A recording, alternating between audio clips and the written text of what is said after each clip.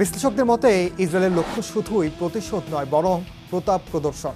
যে কোনো সময় যে কোনো জায়গায় তেল আবিবের সক্ষমতা দেখাতেই মোসাদের এই গোপন অভিযান। আর তেহরানও বুঝে গেছে তাদের ভেতরের কাঠামো দুর্বল, তাই চলছে কঠোর কড়াকড়ি। কিন্তু প্রশ্ন থেকে যায়, এই ব্যবস্থা কতটা কার্যকর?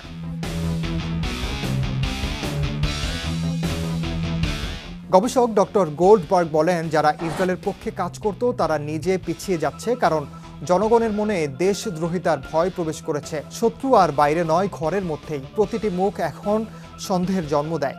মোসাদের ছায়ায় ইরানের ভেতর দানা বেঁধেছে অবিশ্বাস ও ভয়। মোসাদ যদি সত্যি সত্যিই ইরানের ভেতর ঢুকে পড়ে, আর প্রতিটি গুপ্তচর যদি হয় দেশের একান্তই লোক, তাহলে এই ছায়াযুদ্ধ কখন কোথায় শেষ হবে? কে আগে চিনে নিতে পারবে শত্রুকে?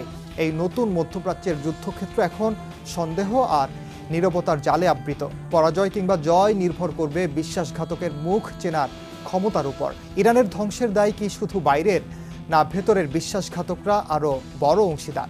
সেটি এখন বড় প্রশ্ন।